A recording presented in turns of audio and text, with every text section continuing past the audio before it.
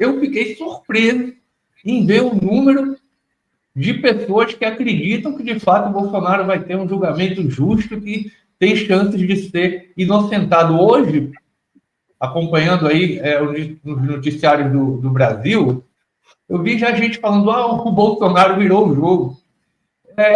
É muita inocência desse pessoal, ou você acha que, de fato, está criando um clima aí diferente, professor Schimmer? Bom,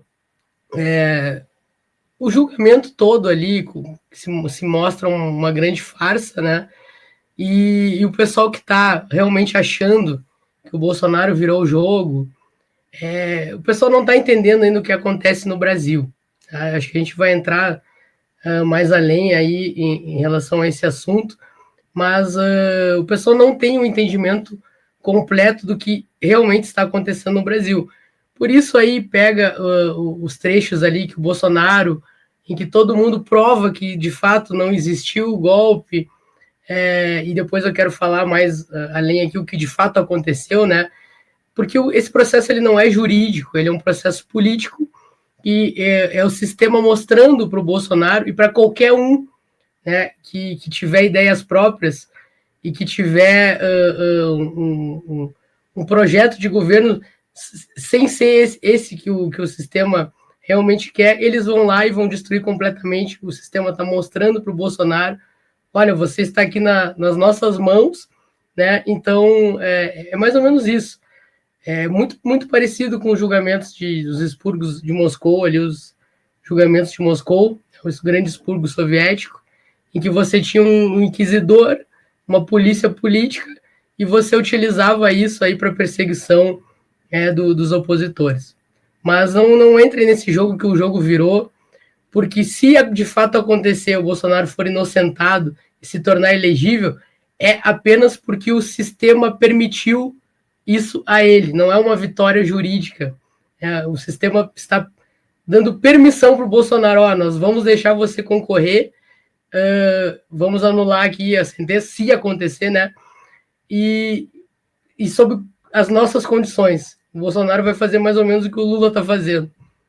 O Schimmer, e o interessante que a gente vê, eu vou entrar nos pormenores, eu quero que você me comente para mim o que você achou do clima, as risadinhas e todo esse clima, porque eu vi o Alexandre de Moraes ali se deliciando, se divertindo, assim, humilhando aquele pessoal que estava ali naquela situação, e aquelas pessoas se sujeitaram a isso. É complicado também, vou abordar isso com você, que às vezes a gente comenta de fora, a gente exige um determinado comportamento de um daqueles que estavam ali depondo, do Bolsonaro, enfim, dos outros. É fácil para a gente que está de fora, né?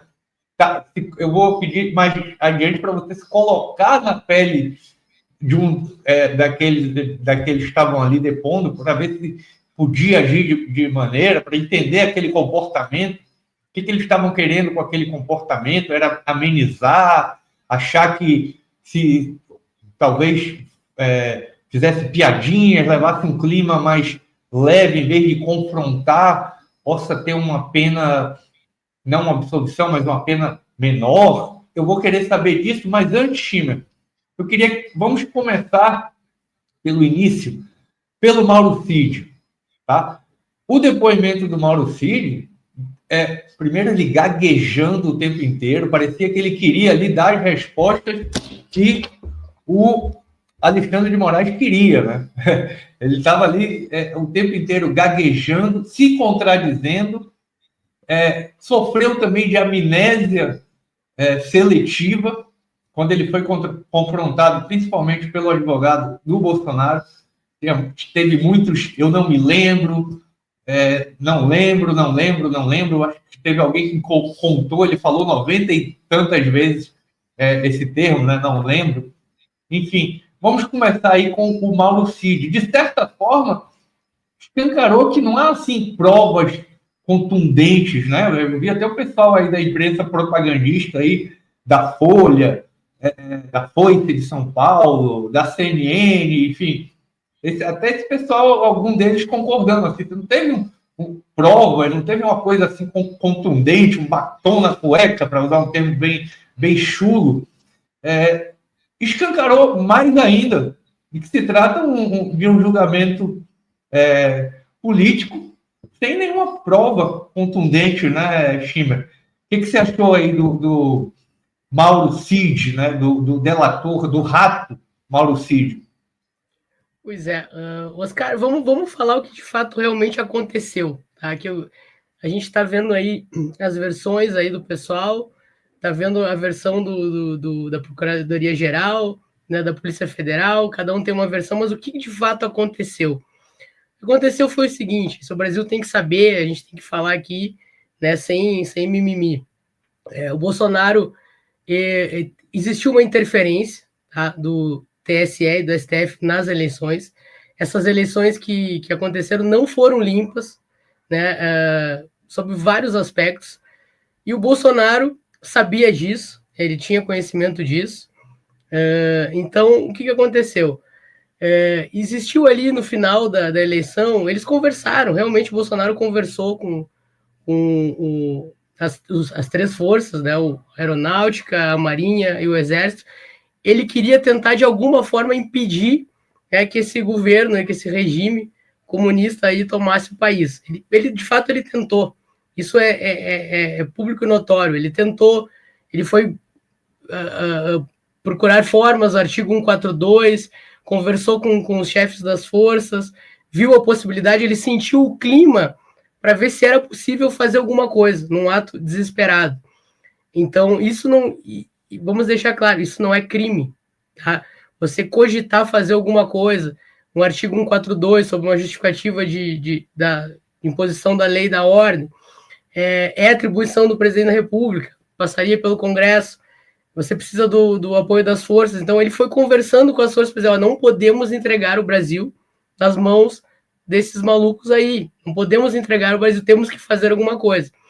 E isso foi conversado, pode até ter tido minuta de golpe, que não é minuta de golpe, na verdade, você fazer um esboço ali do decreto de decretar 142, estado de sítio, estado de defesa, isso não é golpe, né? É atribuição do presidente, passaria pelo Congresso Nacional. Então, o que aconteceu foi isso. Eles conversaram para impedir, né, o que a gente está vivendo hoje, esse regime aí do Foro de São Paulo junto com os globalistas. Ele não tinha força naquele momento, ele foi traído de muitas maneiras ali pelo núcleo dos militares, a gente sabe disso, e quem pagou o pato foi realmente aí o pessoal que está lá, Braga Neto, Augusto Heleno, eles incluíram Ramagem, né, para puxar alguém do Congresso para questão de foro privilegiado para ser julgado justamente por eles. Então, eles fizeram aquela salada de frutas. O silêncio do presidente Bolsonaro em relação aos acampamentos, eu acho que ele teve aquela dúvida em todo momento, né? Porque ele precisava daquele apoio popular, mas ao mesmo tempo ele não podia vincular o nome dele àquilo ali, entendeu? Porque se ele dissesse só saem daí, automaticamente ele estava se colocando na posição de liderança. Então, aquele silêncio ali confundiu, né, as pessoas, porque existia, isso é inegável, existia essas conversas ali entre esse núcleo sobre decretar um estado de sítio aí para ver o que poderia ser possível, né, para não deixar com que o PT assumisse. No final de contas, no final de tudo, ele resolveu, viu que não tinha força, viu que não tinha apoio, viu que não tinha os meios, acabou não decretando nada, e aí foi o que aconteceu, né? Então, o julgamento que eles estão fazendo é justamente isso, é pegar as intenções, né, as conversas e qualificar isso como se fosse uma tentativa de golpe de Estado, que de fato não aconteceu. Então, das duas, uma, né, Oscar? Se o presidente Bolsonaro tivesse de fato decretado 142 e tivesse revertido essa situação aí da eleição, que foi uma eleição ilegal, né, do Lula, ele teria problemas. Como ele também não tomou nenhuma atitude, ele teve problemas. Então, tanto pela ação quanto pela omissão, a gente ia ter aí um resultado complicado para o nosso país. E o que o sistema fez foi justamente isso, né? Pegar esse núcleo aí, fazer aquele phishing expedition, que é você prende uma pessoa, pega o celular, vai juntando o quebra-cabeça e faz esse espantalho jurídico aí para tentar dar um verniz de legalidade, dizendo que esse pessoal aí todo, de fato, tramava aí dar um golpe de Estado. Conversaram sim. Você vê que eles não apresentam provas contundentes. Quantos celulares foram apreendidos? Quantos laptops, celulares, iPads?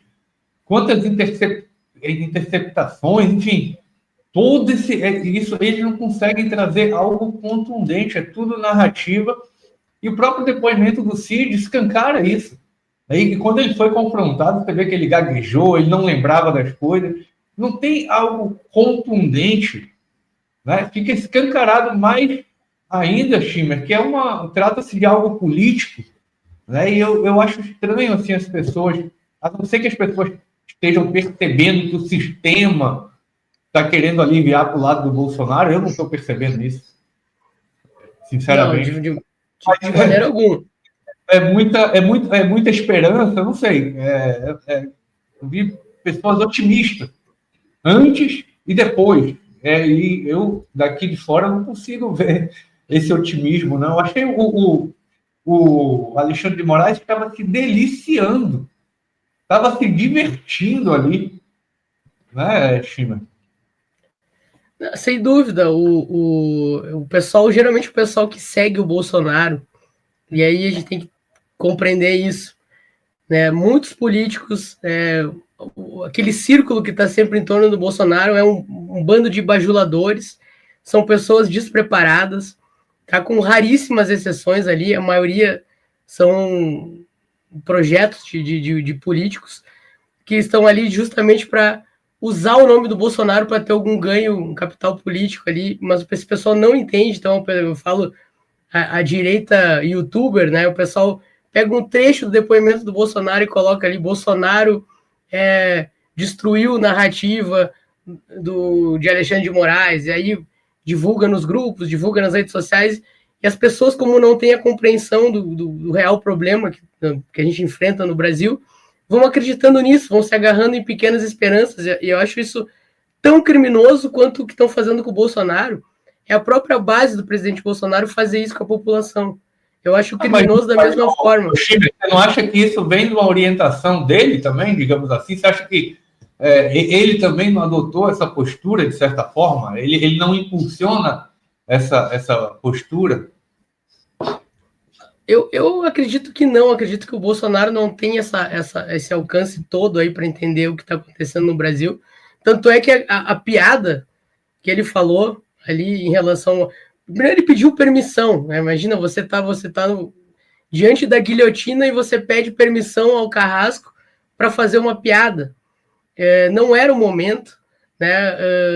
Era o momento de mostrar seriedade, era o momento de você confrontar o seu Carrasco, o seu inimigo ali. Era isso que ele deveria ter feito. O sistema justamente criou esse julgamento para condicionar o Bolsonaro e o bolsonarismo a serem cabos eleitorais do Centrão. Esse é o meu entendimento. Eles fizeram tudo isso. O bolsonarismo não pode mais existir. Então, como é que nós vamos fazer? Vamos tornar o Bolsonaro inelegível, possivelmente preso, se ele não concordar com isso aqui que a gente está fazendo. Todo esse julgamento é para mostrar, olha, vocês não têm condições de tomar conta do Brasil. Quem manda no Brasil é a gente. Quem manda no Brasil é essa classe, essa elite econômica e política que usa o STF como agente, né, como braço armado, digamos assim, disso. Eles querem distensionar o Brasil, eles querem tirar a esquerda, querem tirar a direita e querem aquele centrão de volta para poder fazer as grandes negociatas. É um governo Fernando Henrique Cardoso, é um governo Michel Temer, e ele já tem os seus candidatos ali para colocar em 2026, e por isso eles estão encurralando o Bolsonaro para dizer, olha, você e o seu grupo, vocês têm que apoiar o candidato que a gente for indicar. Então é mais ou menos isso que o sistema está fazendo. Por isso que não me espanta se lá na frente o Bolsonaro for preso e depois for solto, né, sobre condições aqui que a gente não sabe, mas para poder apoiar um candidato aí do Centrão, possivelmente o Tarcísio, né, ou qualquer outro que esse pessoal indicar. Então, ele pode ser inocentado também e dizer, ó, você foi inocentado aqui, mas tem outras investigações em andamento e a gente está de olho em você, na sua família, em todos os bolsonaristas, então vocês têm que andar na linha.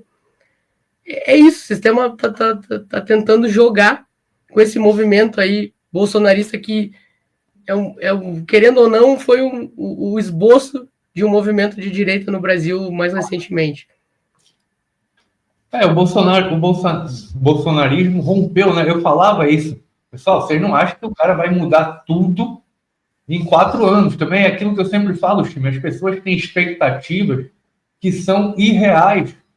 Tinha muita gente que achava que o Brasil ia virar os Estados Unidos, a Suíça, em 4 anos de governo Bolsonaro, com tudo aparelhado, sem nenhum tipo de base cultural, sem nada. Em 4 anos ele ia mudar tudo. É muita expectativa que não condiz com a realidade. E, para mim, essa expectativa dele ser inocentado, Chico, eu acho que ia ser uma das maiores surpresas aí, desde que eu comecei a acompanhar a política.